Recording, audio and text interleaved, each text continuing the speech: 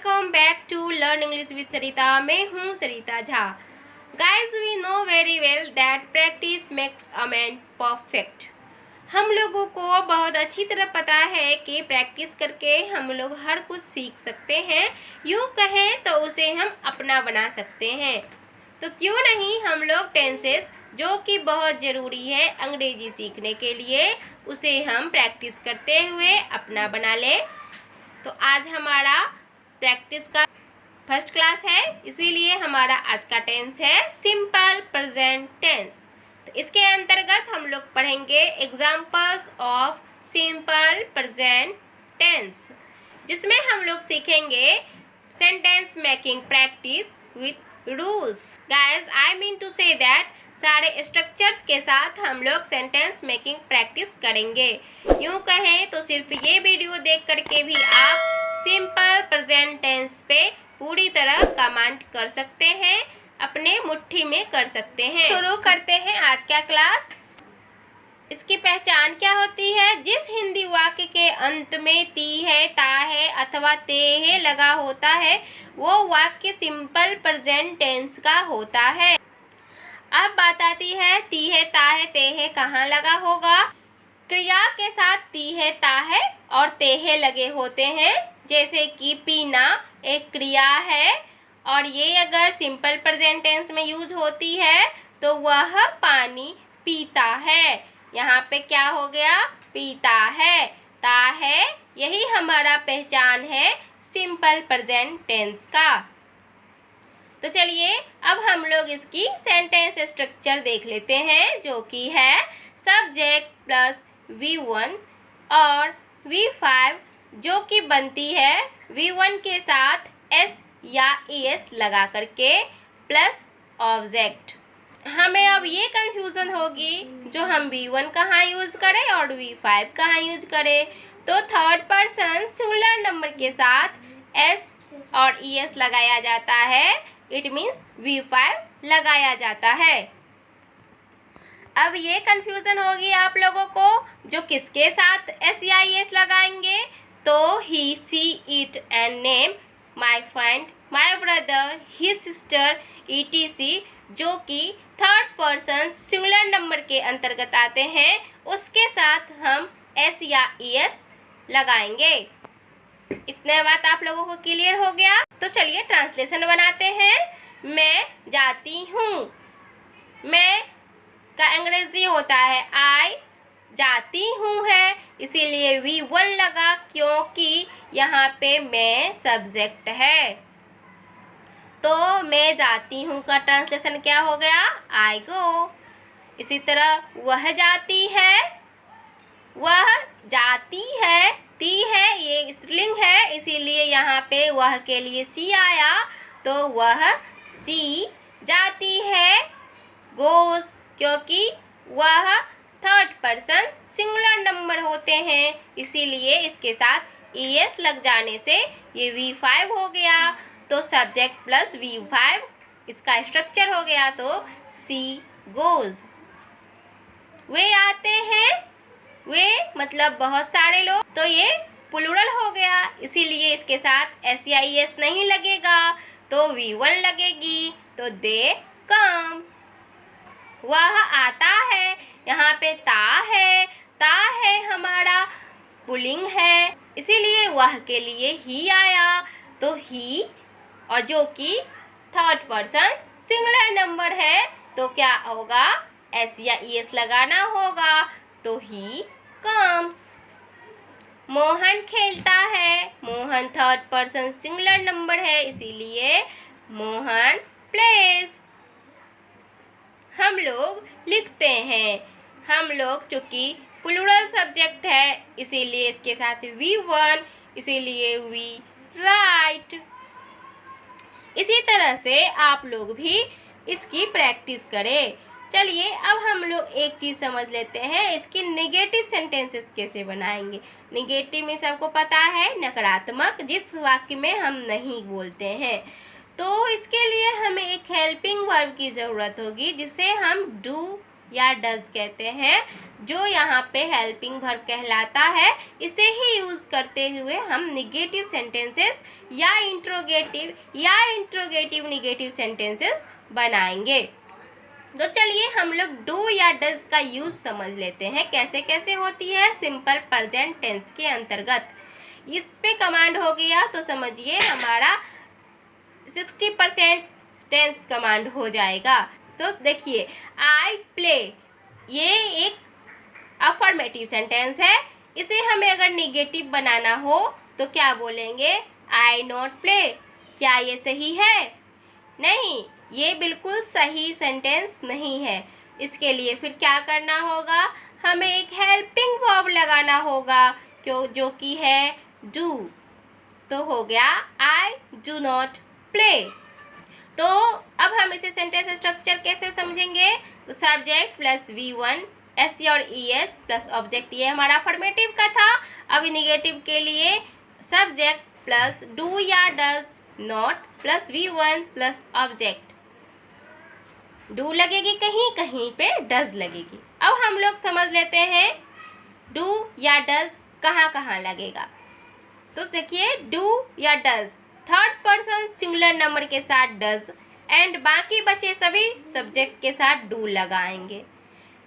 अगर ऐसे ना समझे तो ऐसे समझिए, जिस सब्जेक्ट के साथ हम एस लगाते हैं उसके साथ हम डज लगाएंगे, और जिसके साथ हम एस नहीं लगाते हैं, एस या ES नहीं लगाते हैं, उसके साथ हम डू लगाएंगे।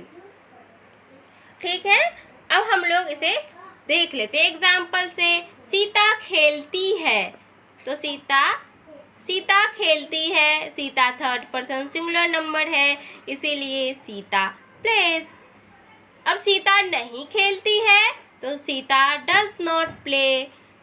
अब एक चीज़ समझने की यहाँ एक बारी और आती है, और एक पॉइंट यहाँ नोट करने की और है क्या, क्योंकि अगर डज लग जाएगी तो वर्ड का जो एस या ES होता है वो नहीं लगाया जाता है। कहीं हम एक ही जगह एस या ES लगाएंगे तो ये डज जो है ना, ये मान के चलिए डज इस प्ले का एस या ES ले लिया, जो कि ये बन गया डज, इसीलिए सीता डज नॉट प्ले हो जाएगा, यहाँ पे V1 आ जाएगी। ओके, चलिए अब हम लोग interrogative and interrogative negative sentences बनाना सीख लेते हैं। इसकी प्रैक्टिस करेंगे। इसके बाद हम लोग एक साथ ही सभी सेंटेंसेस की प्रैक्टिस करेंगे। तो इसकी सेंटेंस स्ट्रक्चर क्या होती है, इंटरोगेटिव के लिए इंटरोगेटिव मीन्स होती है प्रश्नवाचक, अर्थात जिससे हम प्रश्न पूछते हैं। तो हम लोगों को पता है कि हेल्पिंग वर्ब पहले रख लेने से कोई भी सेंटेंसेस इंटरोगेटिव सेंटेंस हो जाती है। तो यहाँ पे डू या डज हम हेल्पिंग वर्ब में यूज़ किए हैं, इसीलिए डू या does plus subject plus V1 plus object, और क्वेश्चन मार्क्स देना ना भूलें। जिस भी सेंटेंस में डू या डज आ जाएगी वहाँ पे हम सिर्फ V1 का यूज़ करते हैं। डू या does plus subject plus not plus V1 plus object, question mark देना ना भूले। ये सेंटेंस स्ट्रक्चर है इंटरोगेटिव निगेटिव सेंटेंसेस के लिए। देखिए इसमें डू और डज आ गया और उसके साथ नॉट भी आ गया, तो ये इंटरोगेटिव निगेटिव का स्ट्रक्चर हो गया। और इसे अगर शॉर्ट फॉर्म में बोलेंगे तो doesn't, don't plus subject plus V1 plus object, question marks देना ना भूले। एग्जाम्पल से देखिए, क्या सीता खेलती है, तो सीता है जो कि थर्ड पर्सन सिंगुलर नंबर है, इसीलिए इसके साथ हमें डज लगाना होगा, तो डज सीता प्ले। क्या सीता नहीं खेलती है, डज सीता नॉट प्ले, या फिर डजंट सीता प्ले। चलिए अब हम लोग सभी सेंटेंसेस को एक साथ मिलकर प्रैक्टिस करते हैं। मैं पढ़ती हूँ, ये अफर्मेटिव सेंटेंस हो गया, क्योंकि इसमें ना ही तो प्रश्न पूछे गए हैं और ना ही इसमें नहीं बोला गया है, इसीलिए ये अफर्मेटिव सेंटेंस हो गया। तो इसकी ट्रांसलेशन क्या हो गई? I read. आई मैं के लिए आया और मैं फर्स्ट पर्सन सिंगुलर नंबर होती है, इसीलिए V1 read. I read. Second sentence देखिए, मैं नहीं पढ़ती हूँ। इस वाक्य में नहीं लगा है, इट मीन्स ये निगेटिव सेंटेंस हो गया, इसीलिए यहाँ पे निगेटिव के लिए डू या डज लगाना होता है, लेकिन यहाँ पे V1 है इसीलिए डू लगा, और नहीं के लिए नॉट, तो डू और नॉट मिलके डोंट, तो I don't read. Third sentence, क्या मैं पढ़ती हूँ? तो क्या है, इसीलिए डू हम पहले रख लिए, आई रीड। क्या मैं नहीं पढ़ती हूँ? डोंट आई रीड, क्योंकि क्वेश्चन के साथ नोट भी लगा हुआ है, तो डोंट आई रीड। चलिए अब हम लोग दूसरी एग्जाम्पल देखते हैं। हम लोग खेलते हैं। हम लोग प्लूरल सब्जेक्ट है, इसीलिए इसके साथ V1 लगा जो कि है प्ले, और हम लोगों की अंग्रेजी होती है वी, तो इसकी ट्रांसलेशन हो गई वी प्ले। हम लोग नहीं खेलते हैं। नहीं के लिए फिर वही डू या डज लगाना होगा नॉट के साथ, तो यहाँ पे V1 लगा है इसीलिए यहाँ पे डू आएगी, तो वी डू नॉट प्ले। क्या हम लोग खेलते हैं? क्या आया तो डू पहले, तो डू वी प्ले। क्या हम लोग नहीं खेलते हैं? तो क्या और नहीं साथ है, इसीलिए डोंट वी प्ले। चलिए और एग्जाम्पल्स देखते हैं। आशीष गाना गाता है। आशीष थर्ड पर्सन सिंगुलर नंबर है, क्योंकि एक व्यक्ति का नाम है। गाना गाता है, गाना का अंग्रेजी होता है सॉन्ग, और गाना का अंग्रेजी होता है सिंग, लेकिन यहाँ आशीष थर्ड पर्सन सिंगुलर नंबर है, इसीलिए इसके साथ V5 या कहे तो S या ES लगेगा, तो आशीष सिंग्स अ सॉन्ग। आशीष गाना नहीं गाता है। नहीं आया तो निगेटिव सेंटेंस। निगेटिव सेंटेंस के लिए डू या डज लगाना होता है नोट के लिए, तो यहाँ पे V5 लगा है तो यहाँ पे डज लगेगी, क्योंकि ये Ashish third person singular number है, तो यहाँ हो जाएगा Ashish does not sing a song. क्या आशीष गाना गाता है?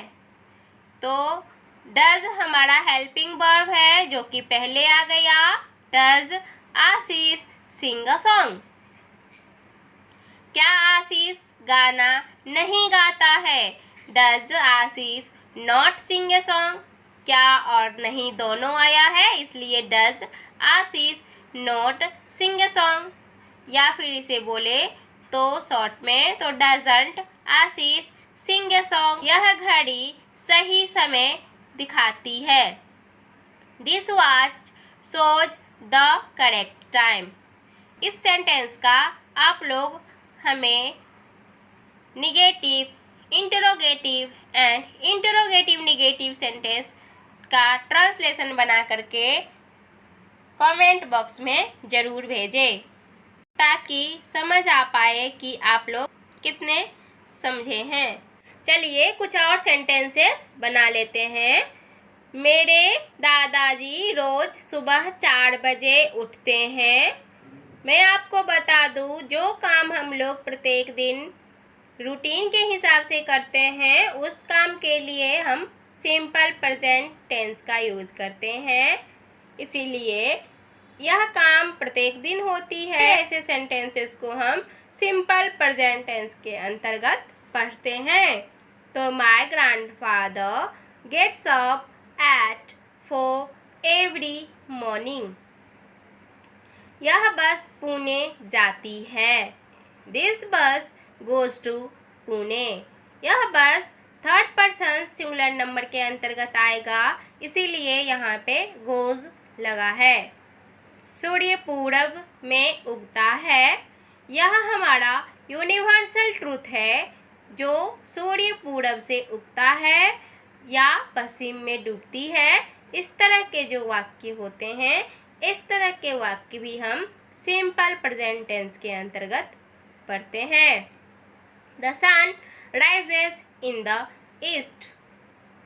लोगों को छोटा भाषण पसंद आता है। People like a short speech. दुकान रात को 9 बजे बंद हो जाती है।